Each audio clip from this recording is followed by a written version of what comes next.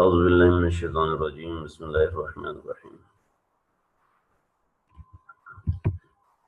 پچھلی آیت مبارکہ کے اندر ہماری بات چل رہی تھی، یہاں پر حضرت ابراہیم علیہ السلام، حضرت اسحاق الہ واحدہ کا ذکر آیا، اور پھر آپ حضرات نے دیکھا کہ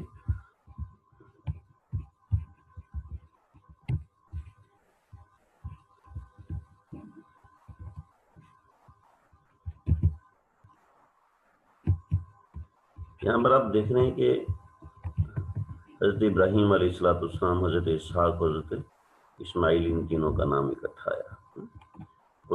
قالوا نعبد الہک و الہ آبائک ابراہیم و اسماعیل و اسحاق، آپ بھی کھول لیں تو الہ واحدہ۔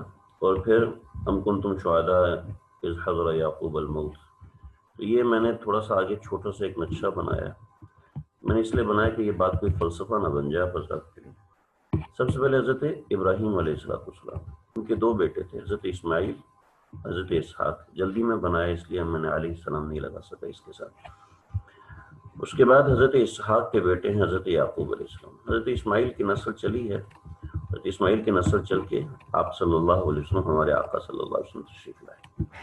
حضرت اسحاق علیہ السلام کے بیٹے تھے حضرت یعقوب، اور ایک اور بیٹے بھی تھے، یاسوع تھے، لیکن وہ پیغمبر نہیں تھے۔ تو حضرت اسحاق علیہ السلام کے بیٹے حضرت یعقوب، اور حضرت یعقوب کے 12 بیٹے تھے، جن میں حضرت یوسف علیہ السلام بھی تھے، حضرت یامین تھے، بنیامین تھے، اور بھی یعنی 12 بیٹے تھے۔ اس 12 کے 12 بیٹے مصر میں آئے۔ ہم انشاءاللہ اللہ نے کیا ہم سورہ یوسف میں پہنچیں گے تو وہاں ہم اس کا تذکرہ پڑھ لیں گے۔ تو یہ 12 بیٹے تھے۔ ان 12 بیٹوں، حضرت یعقوب علیہ السلام کا لقب تھا اسرائیل، میں نے بنو اسرائیل کے حوالے سے بتایا تھا۔ تو یہ جو 12 بیٹے تھے یہ سارے بنو اسرائیل کہلاتے تھے، یہ 12 بیٹوں کی ساری اولادیں بنو اسرائیل تھی۔ تو یہ جو اوپر میں نے بات کی ہے، تو یہ بات آپ حضرات کے ذہن میں رہے۔ ام کنتم شہداء اذ حضر یعقوب الموت، کیا تم حاضر تھے اس وقت جب حضرت یعقوب علیہ السلام کو موت آئی؟ تو انہوں نے اپنے بچوں سے کہا، یعنی انہوں نے اپنے بچوں سے کہا کہ بیٹا تم کس دین پر رہو گے؟ تو انہوں نے اپنے بیٹوں یعنی بنی اسرائیل سے کہا تھا۔ تو بنی اسرائیل جو دعویٰ کر رہے ہیں کہ حضرت یعقوب علیہ السلام نے فرمایا تھا کہ تم سب لوگ یہودی رہو گے، تو ان کا دعویٰ یہ بالکل بے بنیاد ہے اور بالکل باطل ہے، غلط دعویٰ ہے ان کا۔ تو اللہ رب العزت نے اس دعوے کی ساری تفصیل بتائی۔ تو یہاں میں نے تھوڑا سا نقشہ بنا کے واضح کر دیا کہ کون کون تھا۔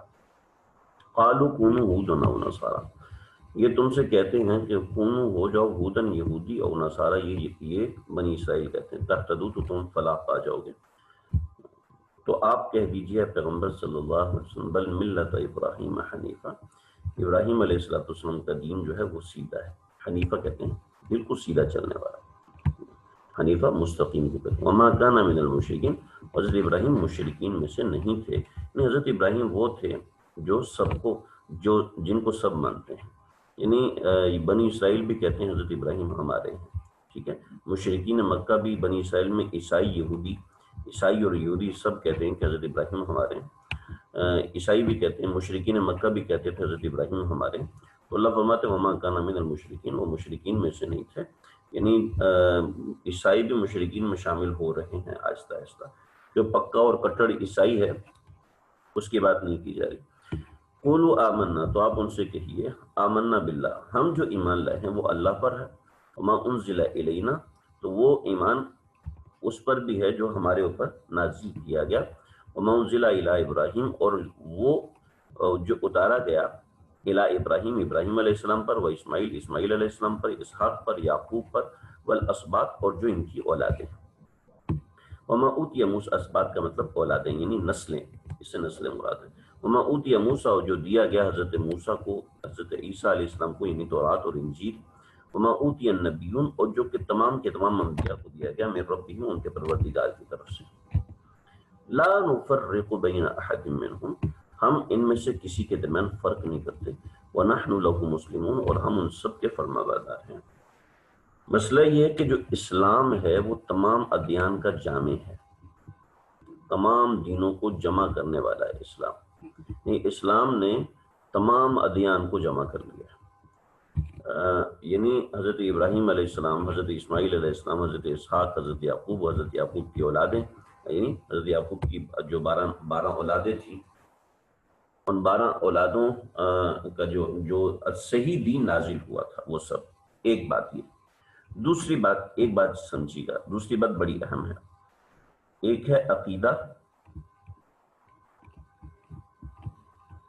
اور ایک ہے مسائل۔ یاد رکھیے گا، عقیدہ تمام کے تمام انبیاء کا ایک ہی رہا ہے، یعنی جو عقیدہ محمد عربی صلی اللہ علیہ وسلم کا ہے وہی عقیدہ حضرت موسیٰ کا بھی ہے، وہی عقیدہ حضرت عیسیٰ کا بھی ہے، وہی عقیدہ حضرت اسماعیل کا بھی ہے، وہی عقیدہ حضرت ابراہیم کا بھی ہے، وہی عقیدہ حضرت اسحاق کا، یعقوب کا، ان کے اسباط کا، وما اوتی النبیون، تمام نبیوں کا وہی عقیدہ ہے، یہ یاد رکھیے۔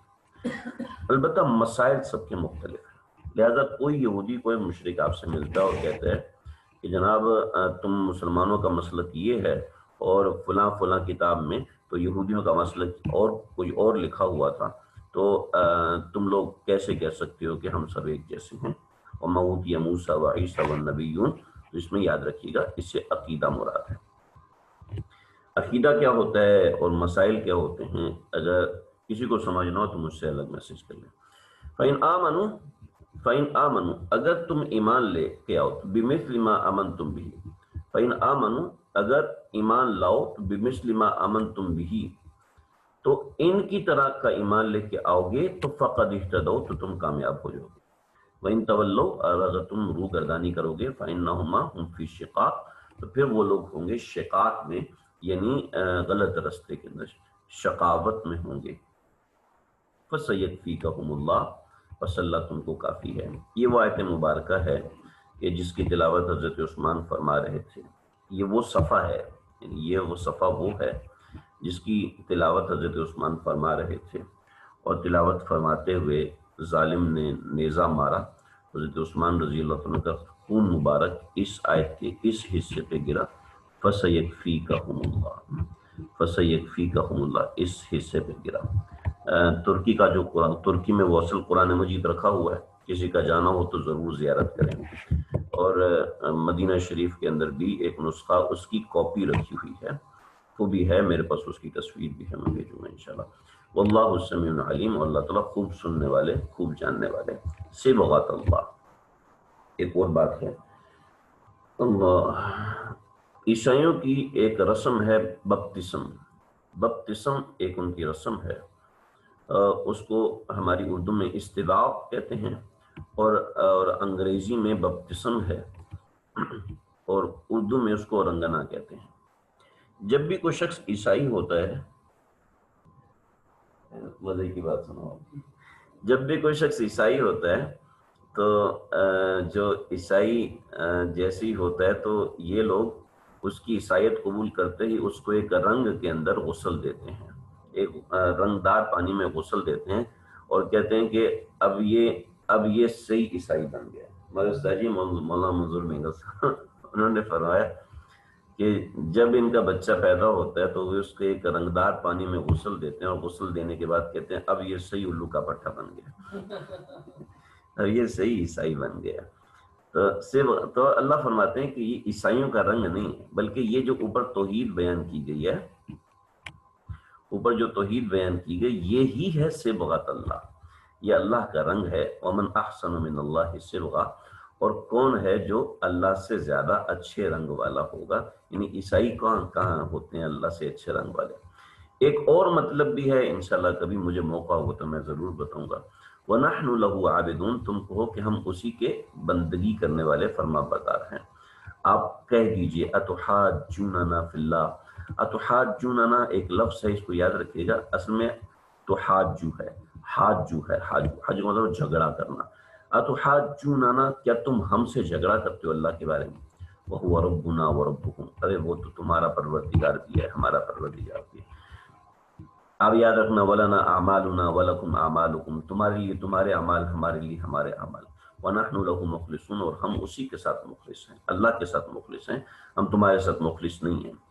ام تقولون، پھر وہی بات اللہ رب العزت، کیا تم لوگ یہ کہتے ہو کہ ان ابراہیم، اے اہل کتاب، کہ ابراہیم علیہ السلام، اسماعیل علیہ السلام، اسحاق علیہ السلام، یعقوب اور ان کی اولادیں، کانوا ہودن و نصارا، کہ وہ یہودی و نصرانی تھے.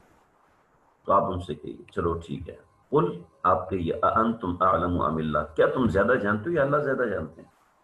تمہیں بھی پتہ ہے کہ اللہ زیادہ جانتے ہیں، اور جو اللہ نے بیان فرمایا ہے وہ بالکل درست ہے. ومن اظلم ممن کتم شہادۃ عنده من اللہ، اس شخص سے بڑا ظالم کون ہوگا کہ جو اس گواہی کو چھپائے جو اس کی طرف، اس کے پاس ہے اللہ رب العزت کی طرف سے. یعنی ان کی کتابوں کے اندر گواہی دی ہوئی ہے اللہ رب العزت نے کہ ان کے کیا عقیدے تھے، حضرت ان کے عقائد کیا تھے، ان کے معاملات کیا تھے، تو ان کی گواہی دی ہوئی ہے.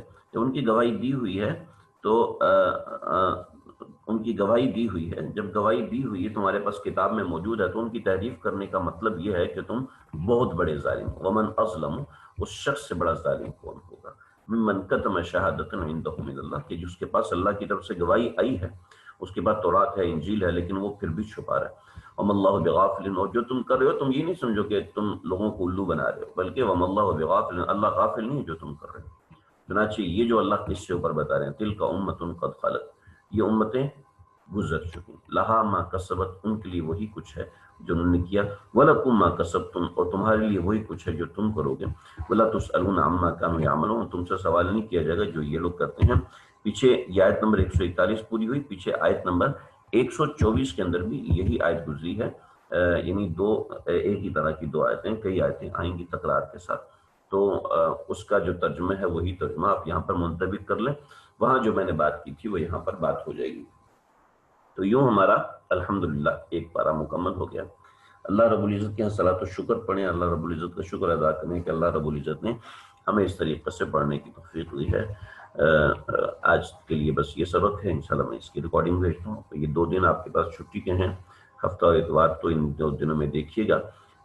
مجھے اگر موقع ہوا تو میں انشاءاللہ ان 2 دنوں میں بھی کچھ اور ترتیب بنانے کی کوشش کروں گا.